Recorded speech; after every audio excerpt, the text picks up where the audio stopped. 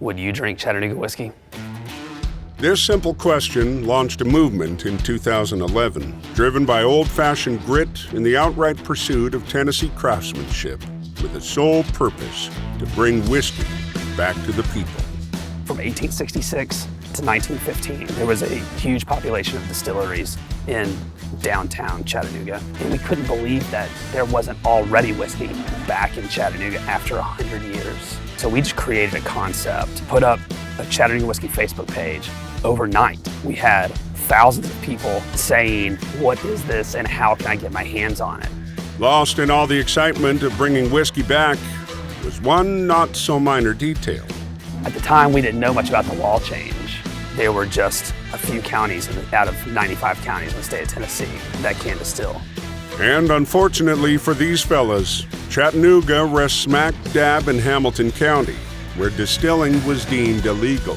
So they shifted their focus to a different type of movement.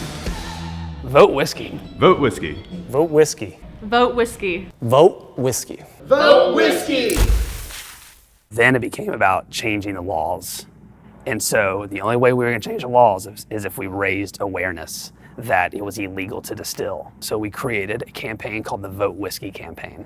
A local liquor company is promoting a Chattanooga product that isn't made in town. Chattanooga whiskey is sold in stores around the area, but it's actually distilled and bottled in Indiana.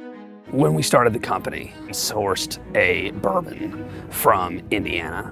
We wanted people to get their hands on it, see the package, drink it and go, man, that's really good. Why isn't this made in Chattanooga? A huge part of authenticity is transparency.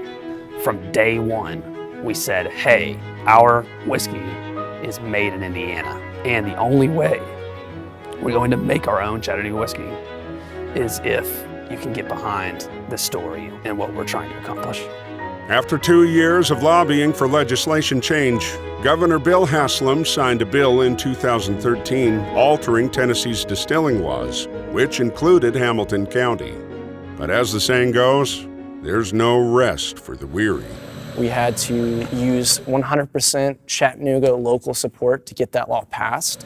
And so the entire community of Chattanooga had their hand in getting this company started. Once we changed the law, it went from Vote Whiskey campaign to whiskey to the people. It's time to prove to the community that we actually know what we're doing and we can build a distillery. The distilling business is booming these days in Tennessee. Now, we told you about new products in Nashville and Gatlinburg, but tonight, Chattanooga gets a whiskey all its own, even if it's just in name right now. The Chattanooga Whiskey Company is holding a launch party right now downtown, and WDE... We threw a huge party, and we called it the Victory Party, where we had 5,000 people show up at a building that was going to be the new Chattanooga Whiskey Distillery, and that building fell through. We went to another location, and it fell through. So we took our licks over the period of, close to 2 years. In 2014, the distillery hired on head distiller Grant McCracken. 1 year later, opened the experimental distillery in downtown Chattanooga's revitalized Arts District. Less than 5,000 square feet, 100-gallon cooker, 100-gallon fermenters, 100-gallon pot still.